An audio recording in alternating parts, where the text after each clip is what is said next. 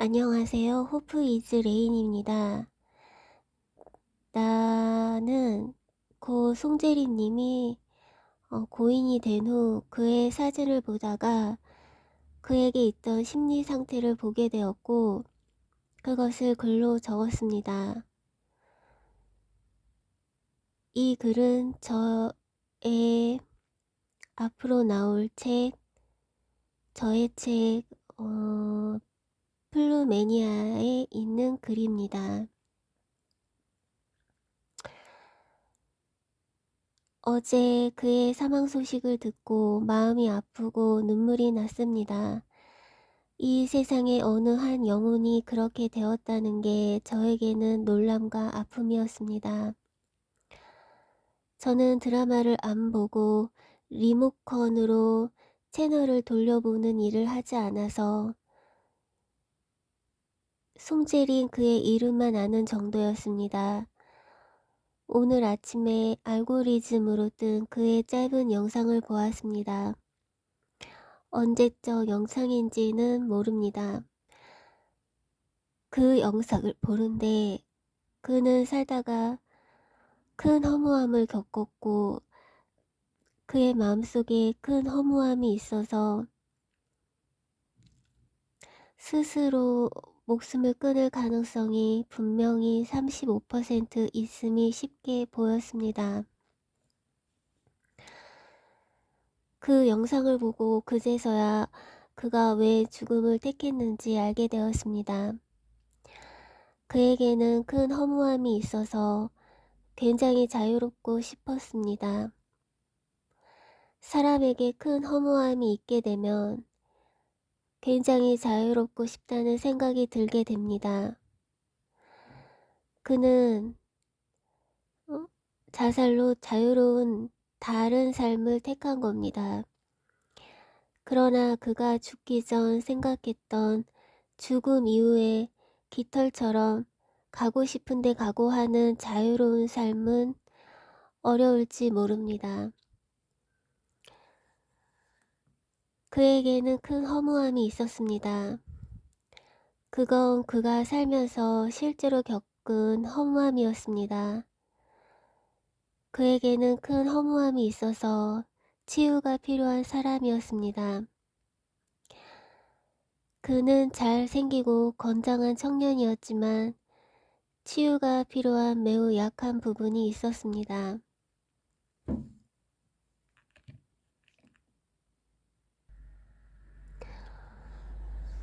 그에게는 큰 허무함이 있어서 그는 깃털이 되어 굉장히 자유롭고 싶었습니다. 새가 아닌 깃털인 이유는 새보다 굉장히 더 자유롭고 싶었기 때문입니다. 그가 생전에 겪었던 허무함과 자유를 원하는 마음에는 조금의 과장도 없었습니다. 사람이 큰 허물을 겪으면 그 다음 당연하게 따라오는 생각이 자유롭고 싶다입니다. 큰 허무는 이런 일이 인간에게 일어난다는 게 말이 되나? 마치 개가 철장 안에서 살아가는 듯하다고 느낍니다. 그래서 자유롭고 싶다는 생각이 듭니다. 그래서 성경 말씀을 외워서 마음을 단단하게 해두는 것이 좋습니다. 네. 30년 전 제가 시내에 나갔다가 레코드점에서 우연히 마주친 어느 한국 신인 가수의 테이프를 하나 사가지고 왔습니다. 그 가수는 스스로 목숨을 달리했는데요. 그 배경이 뭐냐면 그가 돈을 벌면 주변 사람들이 달려들어 돈을 다 가져갔습니다. 그래서 끝내 우울증을 앓다가 삶이 허망해서 힘들었던 거지요. 주변인들 뿐만 아니라 부모와 친척마저 그의 돈을 다 가져갔습니다. 부모가 그런다는 거는, 또 친척이 그런다는 거는 사람을 견딜 수 없게 합니다. 그래서 병들어서 견딜 수 없어서 죽은 겁니다. 그 골프 선수 박세리 선수도 아빠가 돈을 그렇게 해버려서 박 선수가 자살할 마음이 있었어요. 그래서 한때는 저승사자가 데려가려고 붙었었어요. 예. 그 가수도 마찬가지죠. 그렇게 죽음을 생각할 수밖에 없었던 거예요. 이게 부모가 그러잖아요. 가족이 그러잖아요. 그러면 사람이 견디지를 못합니다. 음.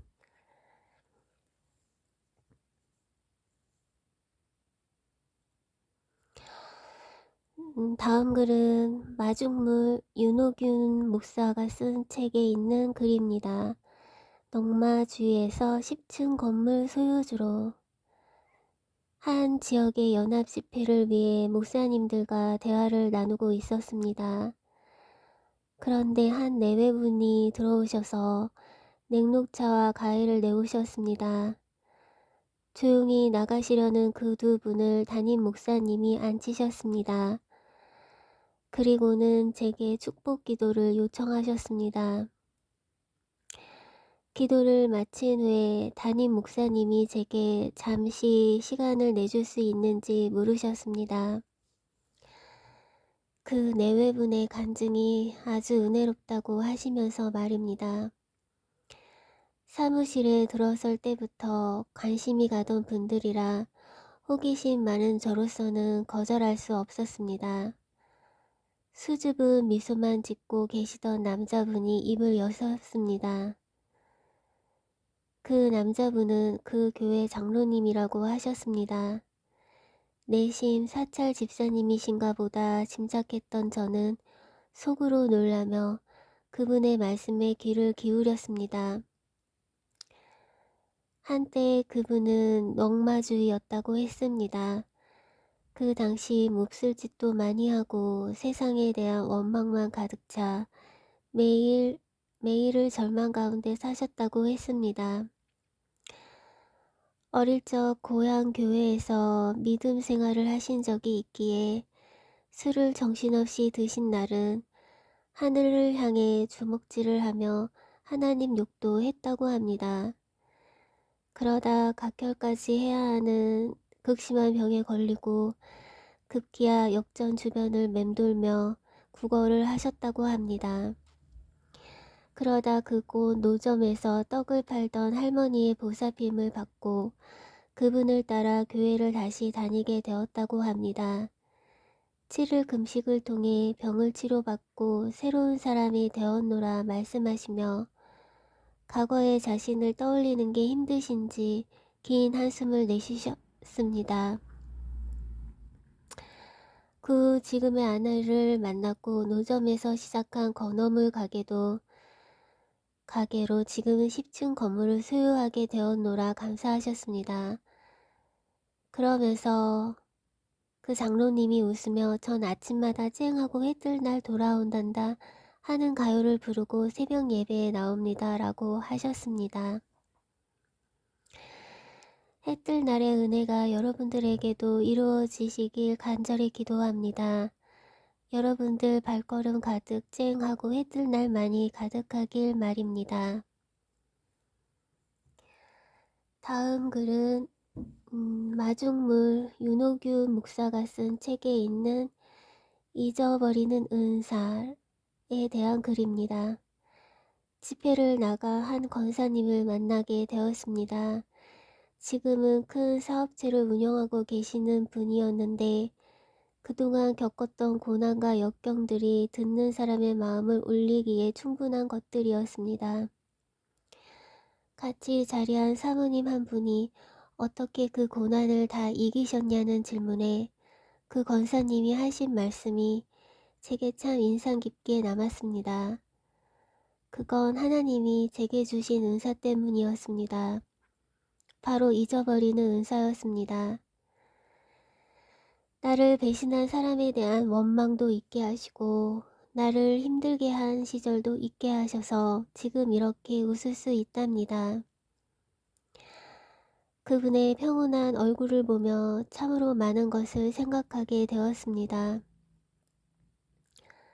저를 찾아와 상담을 청하는 분들 중에는 치유와 회복에 관한 사역자를 만나거나 전문 프로그램을 경험해 보신 분들이 많습니다. 그러나 그 중에 정말로 상처가 온전히 치유되어 기뻐하고 자유한 분을 만나기란 정말 힘들었습니다.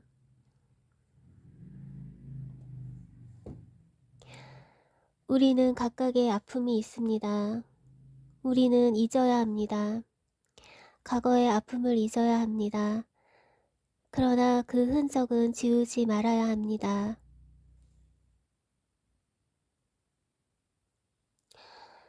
다음 글은 윤호균 목사의 마중물에 있는 글입니다. 힘들어하는 한 청년을 만난 이야기예요. 한 청년이 어두운 얼굴을 하고 제 방으로 들어섰습니다. 언뜻 보기에도 참 많은 마음의 짐을 지고 있는 것 같았습니다. 정해진 일정이 너무 촉박하여 상담을 청하는 청년의 이야기를 진중하게 들을 수 있는 상황이 아니었습니다.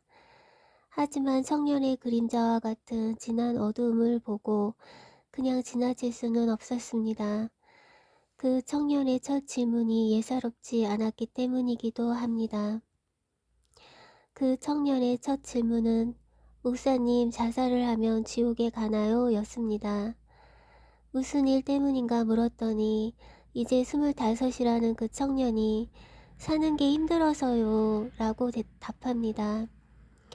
사는 게 무엇이 그리 힘든가 물었더니 경제적인 상황도 그렇고 가정에서도 그렇고 자신에겐 사는 의미가 없다고 했습니다. 제게 어떤 위로를 얻고자 물끄러미 바라보고 있는 그 청년에게 그럼 용기 있게 내가 원하는 것을 하라고 했습니다. 놀란 눈으로 절 쳐다보던 청년이 가만히 고개를 떨구었습니다. 물론 진심으로 그 청년에게 그랬던 것은 결코 아니었습니다. 잡힌 일정을 연기하고 바닥만 쳐다보고 앉아있는 청년에게 차 한 잔을 권했습니다. 그리고 저의 젊은 시절 이야기를 조용히 말했습니다. 가난한 가정에 태어나 장남으로 살아가야 했던 마르고 야윈 저의 25 시절을 말입니다. 동기생 모두 편하게 학업에 집중할 때에 저는 안 해본 아르바이트가 없이 바쁘게 생활해야 했고 학비가 없어 휴학을 해야 했습니다. 그런 연약한 절 믿고 서울로 상경한 가족에게 드라마처럼 신문사 수필 공모에 당선되어 그 상금으로 겨우 자그마한 월세방을 마련해 줄 수 있었던 온통 무거운 짐만 가득했던 아픈 시절이었습니다. 그 당시 지금처럼 하나님의 사랑하심과 인도하심을 알았더라면 조금 덜 아프고 조금 덜 슬퍼했겠지만 저를 위로해줄 존재는 아무것도 느껴지지 않았습니다. 살아야 하기에 살았고 당연한 시간의 흐름이 있기에 내일이 오는구나 했던 암울한 시절이었습니다. 어느 한순간이었습니다.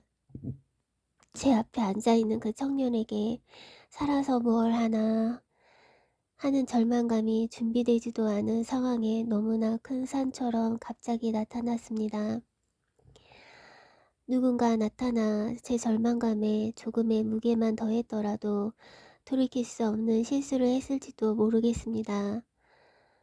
그렇게 힘든 젊은 시절이었기 때문에 그 더욱 악착같이 사업에 몰두했고 더욱 애틋하게 가정을 아꼈습니다. 남들보다 순탄한 생활을 하면서도 어딘가 모르게 자꾸 쫓기는 마음이었습니다. 바닥까지 가보았기에 다시는 바닥을 치지 않으리라는 불안함에 더욱 그러했는지도 모르겠습니다.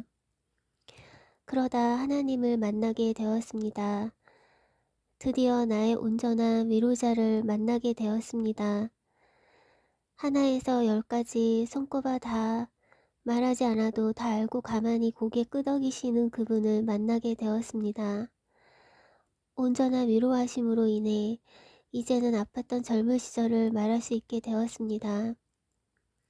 그 청년에게 마음속 깊이 하나님을 사랑하라고 말해주었습니다. 힘들 것임을 알지만 끝을 알 수 없는 절망감에 일어서지 못할 것 같은 두려움을 저 또한 겪어봤지만 그래도 일어나라고 말해주었습니다. 당신보다 지금 더 아파하고 눈물 흘리며 안타까워하실 그분을 보아야 하기 때문입니다. 바다까지 가본 사람은 자신을 진정으로 위로해줄 손길이 얼마나 그리운지 알 것입니다.